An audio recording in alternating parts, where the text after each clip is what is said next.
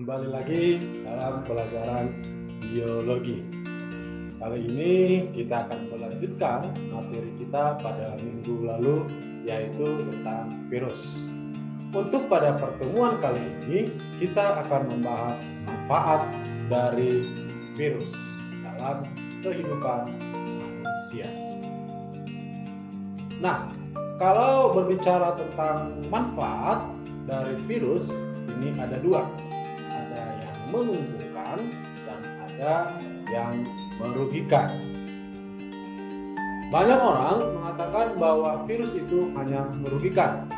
Maksudnya adalah semua dari virus ini mengakibatkan dari penyakit. Ternyata ada juga jenis virus yang dapat menguntungkan oleh manusia. Apa saja itu? Yuk kita pelajari satu. Yang pertama adalah virus yang menguntungkan. Virus yang menguntungkan yang pertama itu yaitu digunakan untuk membuat vaksin, pembuatan pelawan racun atau antitoksin. Yang ketiga adalah pelemahan bakteri. Dan yang keempat, pemanfaatan virus dalam dunia kedokteran. Yang pertama adalah pembuatan vaksin. Patogen di dalam vaksin yang sudah dilemahkan membuatnya tidak berbahaya lagi ketika menyerang manusia. Pemberian vaksin ke dalam tubuh manusia akan membuat tubuh kita menghasilkan antibodi terhadap patogen yang kemungkinan akan menyerang tubuh. Sehingga ketika bakteri tersebut benar-benar muncul dan hendak menyerang, tubuh sudah memiliki benteng berupa antibodi atau kekebalan terhadap patogen itu. Beberapa contoh vaksin itu antara lain. Yang pertama ada vaksin MMR, yaitu measles, mumps, rubella, yang berfungsi sebagai pencegah penyakit cacar air, gondongan, campak remaja. Dan yang berikutnya ada OPV, yaitu oral polio vaksin, yang berfungsi sebagai pencegah polio. Ada lagi HCV, yaitu varicella zoster vaksin, yang berfungsi untuk mencegah penyakit cacar air. Dan sebagai pencegah sakit kuning, yaitu HPV, hepatitis B vaksin. Yang berikutnya ada pembuatan pelawan racun atau yang disebut dengan antitoksin. Upaya menggabungkan DNA virus dengan DNA lain yang menguntungkan akan mempengaruhi bakteri yang nantinya akan diinfeksi. Dalam hal ini, DNA virus akan digabungkan dengan manusia yang mengawasi sintesis pelawan racun. Selanjutnya, DNA itu virus lisogenik disambungkan ke sel bakteri sehingga bakteri tersebut akan mengandung dan hasil zat pelawan racun atau antitoksin tersebut. Bakteri yang mengandung antitoksin akan membelah diri dan menghasilkan bakteri-bakteri lainnya sehingga memiliki sifat dan gen yang sama. Yang ketiga adalah pelemahan bakteri. Contoh lain tentang virus yang menguntungkan adalah virus yang menyerang bakteri, yang disebut dengan bakteri patogen. Jika DNA virus lisogenik masuk ke dalam DNA bakteri patogen, maka bakteri tersebut menjadi tidak berbahaya. Misalnya, bakteri penyakit difteri dan bakteri penyebab demam scarlet yang berbahaya akan berubah sifat menjadi tidak berbahaya jika di dalam DNA-nya tersambung oleh profage. Yang berikutnya, pemanfaatan virus dalam dunia kedokteran. Virus dapat dimanfaatkan untuk membuat peta kromosom yang penting dalam dunia kedokteran yang dapat membantu kedokteran dalam menjalankan tugasnya, yaitu menganalisa dan membuat kromosom terbaru dalam bidang kedokteran. Menentukan. Sekarang mari kita pelajari lagi virus yang merugikan.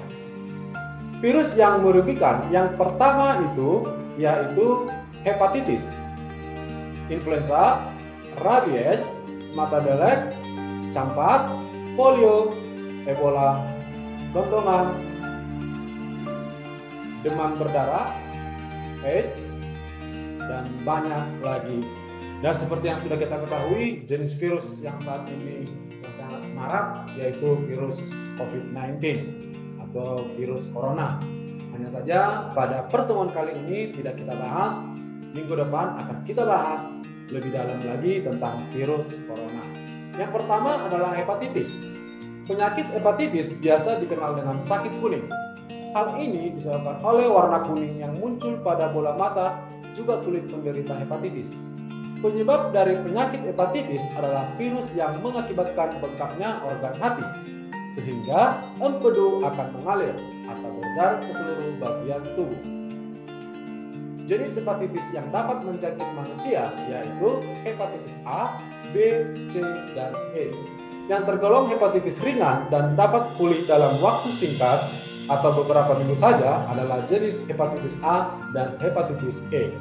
Persebaran kedua hepatitis ini lewat air dan makanan yang tercemar feses orang yang menderita hepatitis. Yang kedua, influenza. Banyak orang mengatakan bahwa influenza itu karena perubahan cuaca. Yuk, mari kita simak influenza berikut ini. Hampir sebagian besar orang pasti pernah terjangkit virus yang satu ini. Ya, virus influenza yang menyebabkan penyakit flu.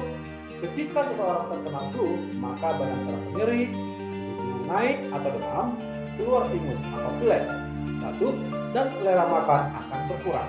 Sekali terjangkit virus ini akan dapat terjangkit lagi.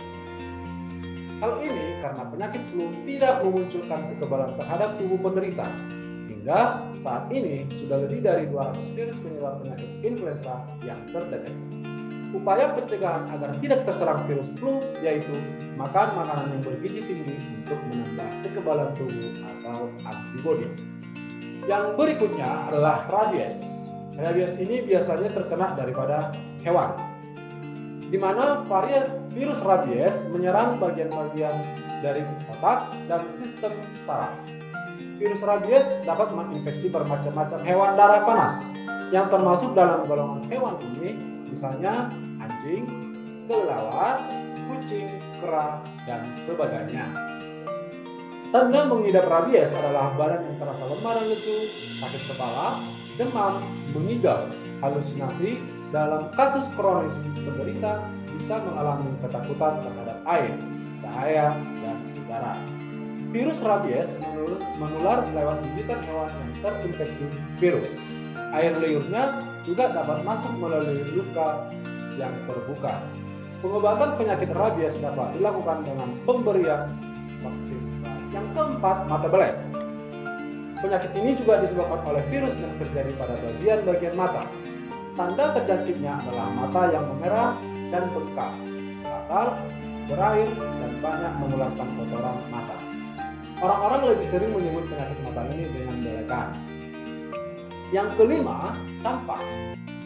Virus penyebab penyakit campak disebut dengan virus morbili yang terjadi pada bagian-bagian kulit. Penyakit ini banyak diderita oleh anak-anak. Gejala penyakit campak adalah demam, batuk, mata terasa perih dan sensitif terhadap cahaya, seluruh badan terasa linglung, yang akhirnya muncul bercak merah. Terdapat 4 fase dalam penyakit campak, yaitu masa inkubasi, prodromal, dan makropolar. Dan yang terakhir adalah penyembuhan. Penyakit ini ditularkan melalui percikan ludah penderita. Pencegahan penyakit ini adalah dengan melakukan vaksinasi MMR, yaitu morbili, mumps, dan rubella, atau vaksinasi campak, bendongan, dan campak.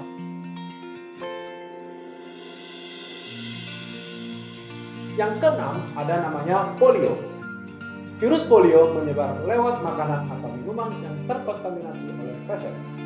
Infeksi saluran pernapasan dapat juga menularkan penyakit polio, yaitu pada awal infeksinya. Gejala dari orang yang terjangkit penyakit polio antara lain sakit kepala, demam, mual, muntah, leher dan tulang belakang yang terasa kaku, dan meriang. Penderita polio dapat sembuh dengan penanganan yang benar. Vaksinasi untuk penderita polio bernama SOV atau SABIT. Vaksin SOV berguna untuk mengaktifkan pembentukan antibodi yang ada dalam serum, membuat virus jadi netral dan mencegahnya menyebar ke sistem saraf pusat. Vaksin SABRIN berisi virus polio yang telah dilemahkan. Yang ketujuh ada Ebola. Virus Ebola yang ditemukan di daratan Afrika di daerah Zaire atau Sungai Ebola dapat menjangkit manusia dan mengakibatkan kematian. Virus ini menyebar melalui kontak kulit dan cairan tubuh si sakit. Awalnya, Ebola menyerang sel darah putih, kemudian tembus ke berbagai organ tubuh dan lapisan tubuh. Dalam kurun waktu 1 minggu, si penderita atau yang sakit mengalami pendarahan bagian dalam tubuh, mengalami kekosongan fungsi organ bagian-bagian ginjal dan hati. Pada tahap ini akan muncul gejala berupa rasa lelah di seluruh badan, suhu tubuh naik, sakit kepala, dan pendarahan yang hebat disertai proses pengumpulannya darah si penderita yang berujung pada kematian. Yang berikutnya adalah gondongan. Virus RNA adalah jenis virus penyebab penyakit gondong yang juga bisa menyerang pankreas, jantung, juga kelenjar parotid yang terdapat di leher. Gondongan ini berbeda dengan gondok yang disebabkan kurangnya iodium. Gondongan juga dikenal dengan nama parotitis. Gondong menyebar lewat hidung atau mulut. Sekali terserang penyakit gondong, kemungkinan tidak akan terjangkit kembali dikarenakan orang tersebut sudah mempunyai imunitas terhadap gondong. Yang ke-9 yaitu demam berdarah. Demam berdarah disebabkan oleh virus dengue atau genus dari flavivirus dan tersebar lewat gigitan nyamuk Aedes aegypti. Tanda terjangkitnya demam berdarah adalah demam tinggi, muncul bercak kemerahan di tubuh, mimisan, trombosit menurun, berefek pada timbulnya pendarahan pada organ tubuh, dan dapat berakibat fatal atau bahkan kematian. Yang ke-10 adalah AIDS. Virus HIV masuk melalui peredaran darah dan menyerang sistem imunitas atau kekebalan tubuh, yang berfungsi sebagai penghasil atau produksi antibodi untuk melindungi tubuh dan serangan berbagai macam penyakit.